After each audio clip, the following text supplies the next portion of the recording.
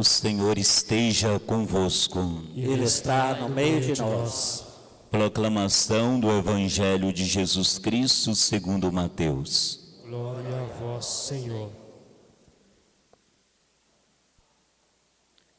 Naquele tempo, vendo Jesus as multidões, compadeceu-se delas, porque estavam cansadas e abatidas, como ovelhas que não têm pastor. Então disse a seus discípulos: a messe é grande, mas os trabalhadores são poucos.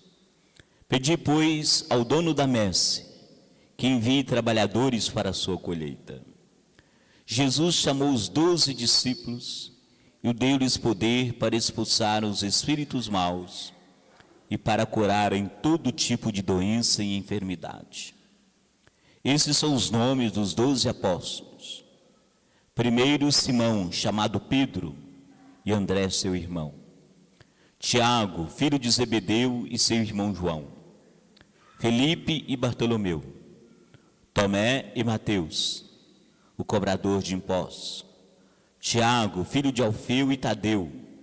Simão o Zelota e Judas Iscariotes, que foi o traidor de Jesus. Jesus enviou esses 12 com as seguintes recomendações: não deveis ir aonde moram os pagãos, nem entrar na cidade dos samaritanos. E diante as ovelhas perdidas da casa de Israel. Em vosso caminho anunciai: o reino do céu está próximo. Curai os doentes, ressuscitai os mortos, purificai os leprosos, expulsai os demônios. De graças recebestes, de graças deveis dar. Palavra da salvação. Glória a vós, Senhor. Aleluia, aleluia, aleluia. Aleluia, aleluia, aleluia. Meus irmãos e irmãs, a liturgia de hoje nos fala de vocação, de chamado. Quando nós falamos de vocação, de chamado, geralmente a gente entende isso na dimensão religiosa, da vocação de ser padre, de ser freira, de ser consagrado, consagrada. Mas não. Quando nós falamos de vocação, de chamado, é preciso entender que o primeiro chamado que Deus nos faz é a vida. A probabilidade da gente nascer é mínima. Para mim, para você ter nascido, foi uma concorrência muito grande. Então, nós nascemos. Deus nos chamou para a vida. E se Ele nos chamou para a vida, é porque Ele nos escolheu. Deus me escolheu e Deus te escolheu para um propósito. Nós não nascemos para nada. Deus tem um propósito para mim, Deus tem um propósito para você, para cada um de nós. E qual é esse propósito? Porque Deus me permitiu nascer. Porque Deus permitiu você nascer. Qual a razão disso? Nós vamos descobrindo à medida que nós vamos escutando Deus. À medida que a gente vai vivendo, nós vamos descobrindo. Mas foi para isso que Deus me chamou. Deus tem um propósito especial para mim. Ele nos escolheu. E é isso que a liturgia nos fala. Que dentro do plano que Deus tem para toda a humanidade, Ele não realiza isso sozinho. Ele poderia, Ele tem poder para isso. Mas Ele quer contar com cada um de nós. A nossa primeira leitura do livro do Êxodo nos diz que Deus escolheu o povo de Israel para Ele e propôs a esse povo uma aliança. O texto de hoje, da primeira leitura, é um relato do momento em que Deus reúne o povo sob a liderança de Moisés no Sinai. Moisés sobe no Sinai, Deus chama, e lá Deus anuncia uma aliança com o povo. O povo seria o povo eleito, o povo escolhido entre todos os povos da terra, para levar o nome do Senhor a todas as nações. A fala de Deus, Deus começa falando, relatando o passado, o que aconteceu no passado. O que Deus fez por esse povo? Deus libertou o povo da escravidão do Egito. Por que Deus fez isso? Porque Ele tinha um propósito para ele. Deus libertou o povo do faraó porque tinha um propósito para esse povo. Depois o povo vai para o deserto. E o deserto é um lugar difícil de caminhada. E durante o deserto, Deus guiou esse povo. Ele diz assim: olha, eu carreguei vocês como em asas de águia. O cuidado, a ternura de Deus para esse povo. Por quê? Por que Deus tem um cuidado, tem uma ternura por cada um de nós? Porque Ele tem um propósito. Por que Deus nos ajuda a atravessar os desertos da vida? Por que nós superamos tantas coisas? Por que às vezes a gente passa por tantas outras situações que outras pessoas não conseguem? É porque Deus tem um propósito para nós. Então a liturgia, a palavra de Deus, a leitura diz que Deus convoca esse povo para ouvir a sua voz e assim fazer uma aliança. E seguindo essa condição, o povo se torna propriedade de Deus entre todos os povos da terra. É o povo da aliança, chamado reino de sacerdotes, nação santa. Dentro da linha sacerdotal, o sacerdote, como lembra a carta aos Hebreus, é ele escolhido do meio do outro. Nesse sentido, nós também somos escolhidos. Todos nós somos sacerdotes pelo nosso batismo. Todos nós somos sacerdotes. O texto diz: se escutardes a minha voz e fordes fiéis à minha aliança, sereis meu povo escolhido, um reino de sacerdotes, uma nação santa. Nação santa não por nossos méritos, mas porque Deus é santo e acolhemos a sua santidade. Deste modo o mundo vai conhecer, através desse povo escolhido, o quanto que Deus é bom, o quanto que Deus é carinhoso para conosco. Também assim temos a reflexão da segunda leitura da carta de São Paulo aos Romanos. Paulo recorda a condição humana nossa antes da fé em Cristo.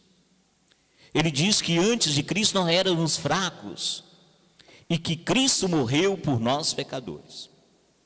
E ele diz: olha, se é difícil alguém dar a própria vida por uma pessoa justa, mais difícil é dar a vida para quem não merece, como os pecadores.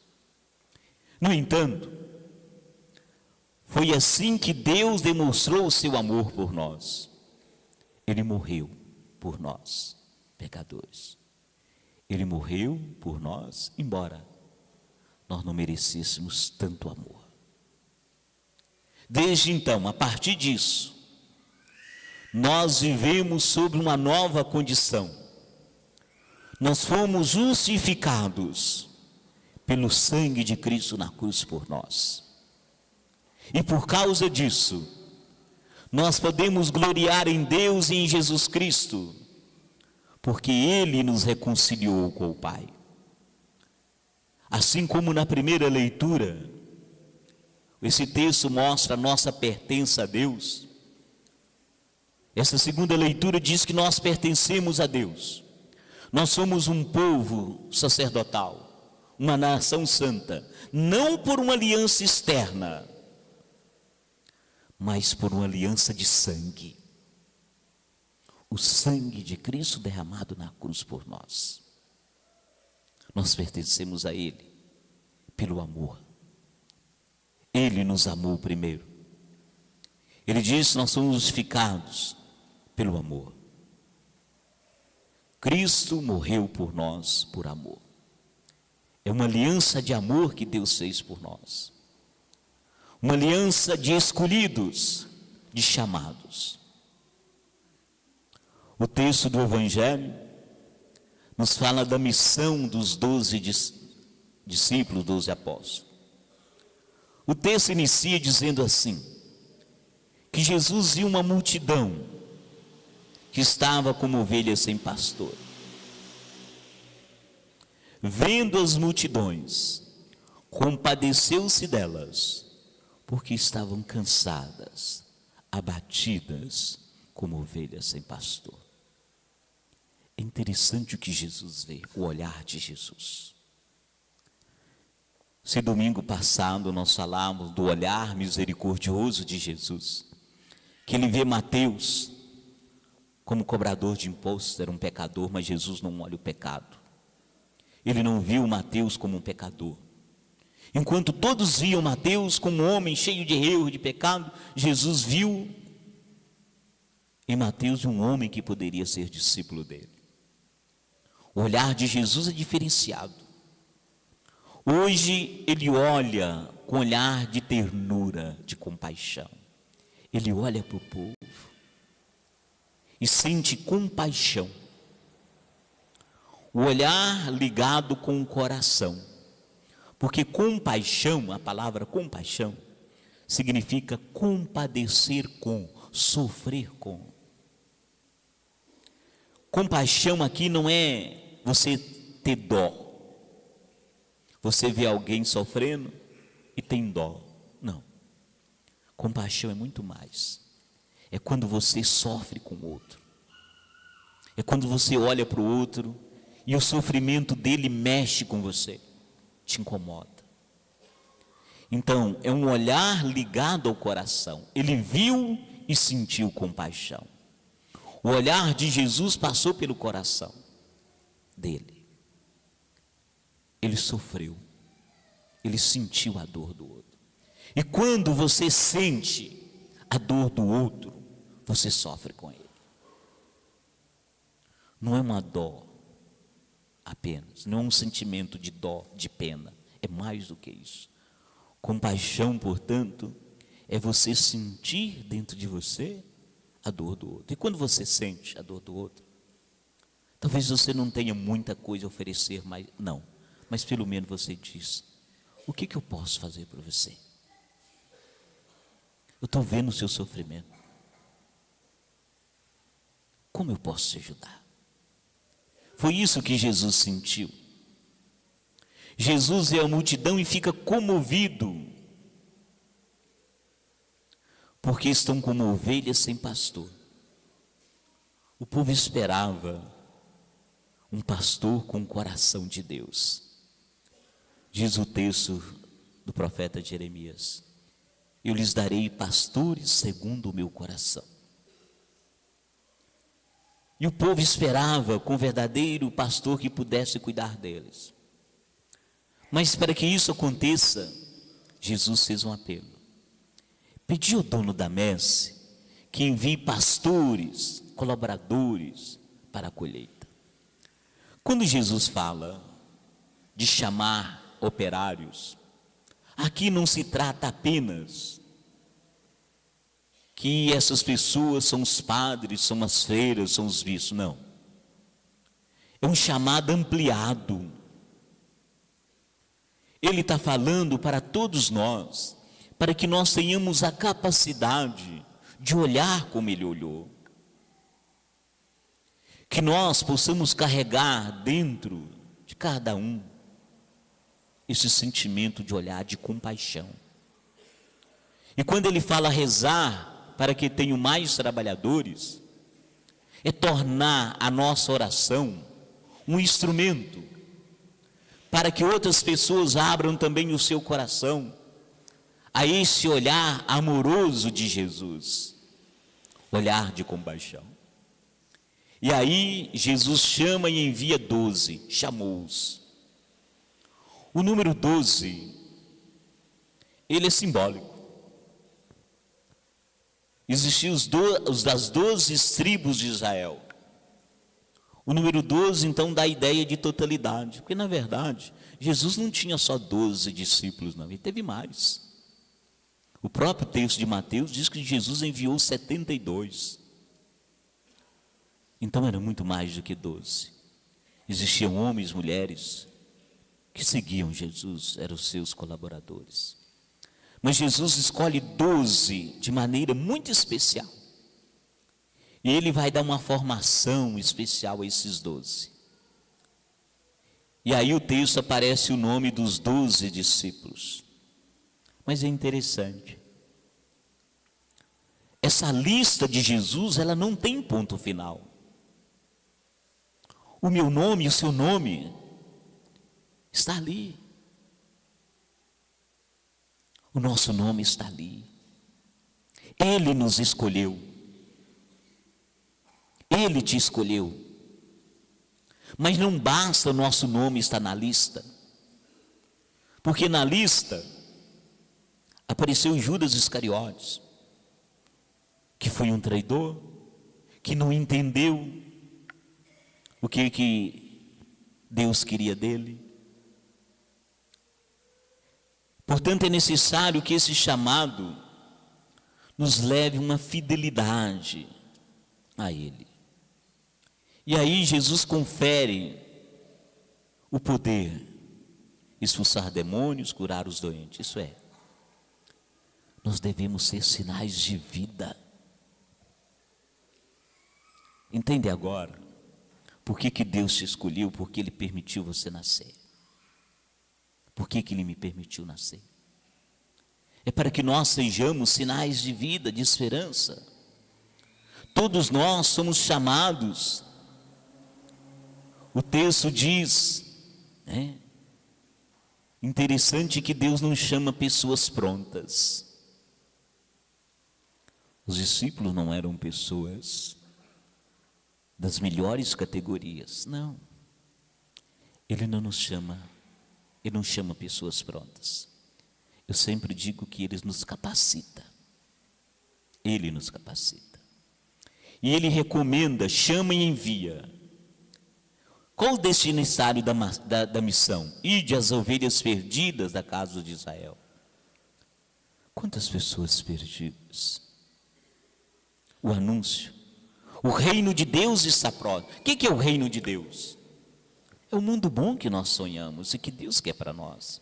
Mas esse reino não acontece só pela vontade de Deus. Ele quer que nós sejamos instrumentos desse reino. E a exigência? A gratuidade. E ainda ele nos diz: curai os doentes, ressuscitai os mortos, purificai os leprosos, expulsai os demônios. Curar os doentes. Nós somos instrumentos de cura. A gente pode curar através de uma palavra, de uma presença. A gente tem que ser um sinal de cura para as pessoas. A nossa vida tem que ser isso. Dentro da nossa casa, nosso ambiente. Você pode ser cura, sinal de cura, sinal da presença de Deus. Quando você se torna presente na vida de uma pessoa, de seus filhos, seu esposo, sua esposa, ser presente é ser sinal de Deus, é ser cura, uma palavra. Da mesma maneira que uma palavra pode destruir, que minha presença pode fazer alguém sofrer, Eu posso inverter isso. Eu posso ter uma palavra de cura, uma presença que cura. Ressuscitar os mortos. Quantos vivos, mortos vivos tem por aí, né? Quantas pessoas estão por aí vivas, mas se sentindo mortas. E eu posso ressuscitar também. Nós podemos ressuscitar muitas pessoas que precisam de uma palavra que ressuscite, uma palavra que dê esperança. Nós podemos ressuscitar mortos, e existem muitos por aí, mortos vivos, que precisam ser ressuscitados. Purificar os leprosos, né? A lepra que impedia as pessoas de relacionar, distanciamento. Purificar significa aproximar, expulsar os demônios. Não é esse demônio que às vezes a gente vê dando espetáculo aí, não. O demônio é o mal. E como que eu expulso o mal? Santo Agostinho dizia que o mal é a ausência de bem. Onde existe o mal é porque o bem não está. O bem é como uma lâmpada. Aqui está escuro, aqui é a catedral. O mal como a escuridão. Aí você liga a energia, liga as lâmpadas, a escuridão vai embora. Porque a escuridão não resiste à luz. O mal é a escuridão, o bem é a luz. Onde o bem está, não existe o mal. E Deus é o bem. Onde existe Deus, não existe o mal. Por isso, nós podemos sim, como presença de Deus, expulsar muitos demônios, muito mal, tipo de males que estão por aí. De graças recebestes, de graças deveis dar. Hoje existe um fenômeno da pregação. A pregação hoje está transformando num negócio lucrativo, infelizmente. E a gente tem que entender que o evangelho não é mercadoria. O evangelho é o anúncio que liberta e salva. O evangelho não pode ser mercadoria. De graça recebestes, de graças deveis dar. Portanto, o evangelho de hoje é, antes de tudo, uma palavra de esperança para cada um de nós. Uma garantia do amor, da compaixão que Deus tem por cada um de nós. E nos convida a essa mesma compaixão. A compaixão que Jesus sentiu no evangelho deve constituir a nossa vida. A nossa maneira de olhar para as pessoas. A nossa maneira de olhar o mundo. A nossa maneira de relacionar com quem sofre. A nossa maneira de entender e de viver a nossa fé. De entender por que nós nascemos. Por que eu vim a este mundo. Qual é o propósito que Deus tem para mim? O seguidor, a seguidora de Jesus, portanto, não é aquele que distancia da realidade, mas aquela pessoa que, movida pela compaixão, entra no coração do outro, sente a dor do outro, e aí descobre a presença daquele que é amor, aquele que é misericórdia, daquele que nos chamou à vida.